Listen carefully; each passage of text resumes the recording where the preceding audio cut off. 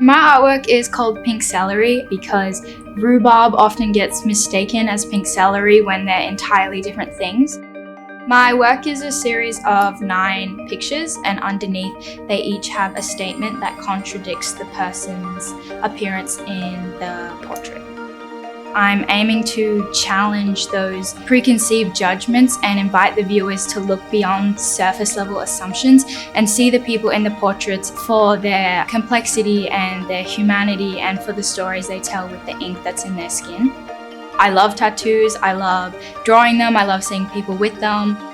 I started as a music photographer. I went to this house show in Ascot Vale and there were these people there who had these beautiful, gorgeous tattoos, and it sparked the interest in wanting to weave storytelling into portraiture.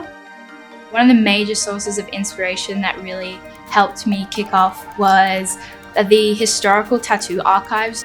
These people were really the founding fathers. They were incredibly brave to cover their whole entire bodies in tattoos. One of my favorite things to do is collect old photographs, and I think part of this project was me wanting to create my own historical archives. Throughout the year, I studied 3 artists, Sublation, Jürgen Teller, and Martin Parr. When I got lost, I didn't know what to do, I was able to look back on them and take inspiration from their practice and put it into my own.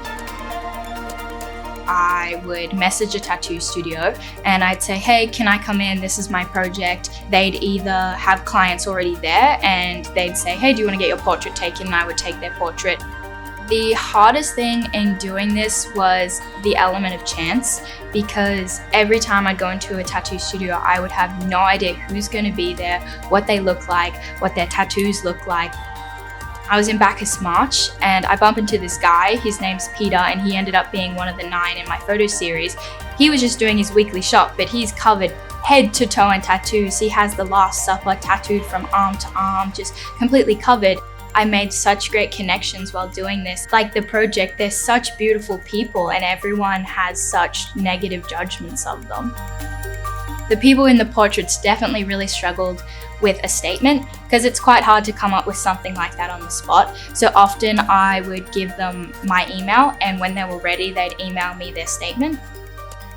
I used a digital camera and a 55mm lens. I also used Lightroom to control the contrast and the depth of my pictures as well.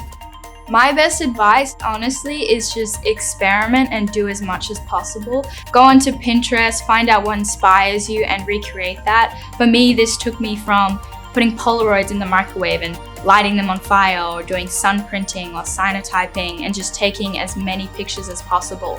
And no matter how insignificant or small you think the experiment is, it shapes who you are as an artist and your artistic identity, and it fuels your creative passion to create something that's uniquely yours.